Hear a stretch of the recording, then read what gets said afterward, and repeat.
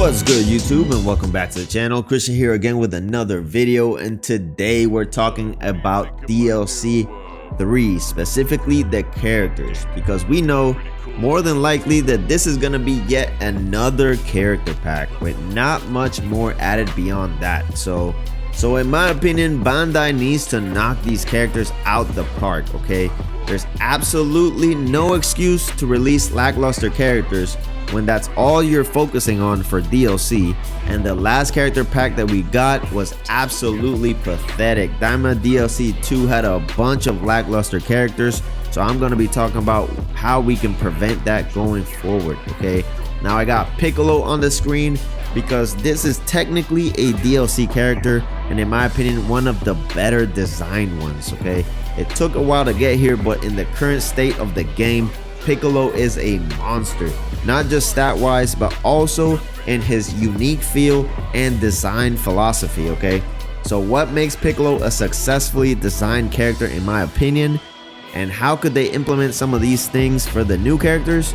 Well, let's start with number one is access to unique key blast mechanics, okay? So the thing about this game is that rush chains all basically function the same across all of the characters. So the frame data might be different, but you're essentially playing every character kind of the same when it comes to combos.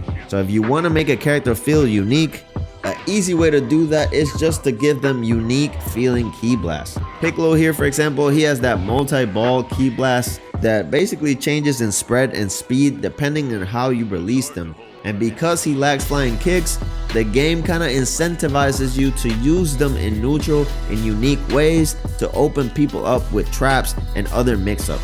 Now, a lot of the unique key blasts in the game have been nerfed pretty bad, but in my opinion, it's time to give them a buff once again and just let these characters regain some of their unique flair.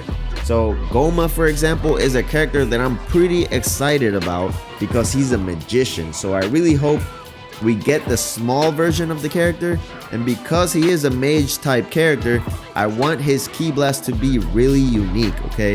If I was Spike, I would give him 3 different types of key blast: missile style key blast on his dash, paralyze on his movement key blast, and multi-ball on his standing key blast. You can kind of choose, depending on the situation, what you want to use. And I want his supers to cause offensive and defensive buffs on hit, because stuff like that can make this character very unique. You can make him a 4 DP character or so to kind of balance it. With the ability to transform into higher forms, Goma could be really unique and one of the best characters in the next DLC. So hopefully they add some variety to his kit. Which leads me to number 2, which is DLC characters having meta disrupting transformations, okay? So in the current state of DP battle, having access to higher forms basically defines your potential in the game. So in Piccolo's case, for example, he has access to an 8 DP form that refills his ki and refills his health, which makes him very viable in DP. Okay, so my fear is that the new DLC characters are not gonna have powerful enough transformations. SS4 Daima Goku, for example, is coming, and in my opinion, this character needs to be a big deal. He needs to be meta disrupting. And I don't care what people say, if he comes out a 8 DP character, he's gonna get lost in the sauce. He's not gonna see play after a certain amount of time. And in my opinion, SS4 Daima Goku needs to be a 9 DP character, and he needs to be a 4-bar character. And you might say, that's not canon, Christian, and it doesn't make sense. But I'm telling you guys, for the good of the health of this game, SS4 Daima Goku needs to disrupt the current meta, okay? He needs to be impactful.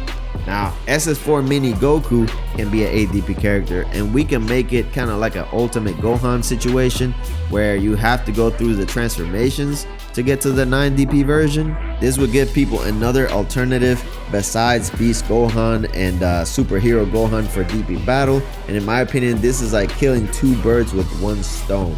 You improve the character diversity in the 4 DPs, and you add another top tier for singles at the 9 DPs. It's a no-brainer. In my opinion, it's the smartest way to do it, and that's how I would do it, okay?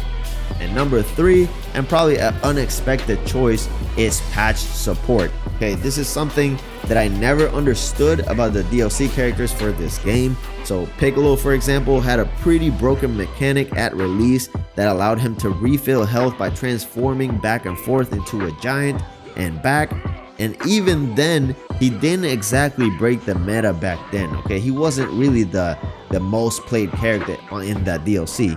My point is that why are we being so restrained with the abilities of these DLC characters when we have examples of other broken mechanics that didn't exactly break the meta? Okay, there's already busted abilities in the game, like I'll beat you in 5 seconds, Shockwave of Rebellion, and more, and yet we don't see those characters being played excessively or even breaking the game. So I said it months ago, but a lot of these DLC characters need their abilities buffed. Okay, imagine Ku, for example, has a trash kit. Glorio's almost there, but his buff needs a little bit of attention and patch support to get it, you know, in a good spot to make him viable. And this DLC can't come out, and Goma, for example, has a trash paralysis ability as one of his skills, and Goku Mine SS4 needs to have some crazy ability like a crazy explosive wave that buffs his stats or something crazy.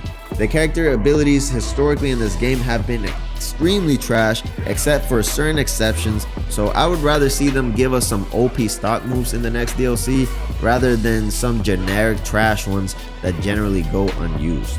But let me know, am I right in my vision for DLC 3? What would you like the characters to look like? What would you like their kits to look like? And drop it down below, and I'll catch you on the next video. Peace out. Little extra.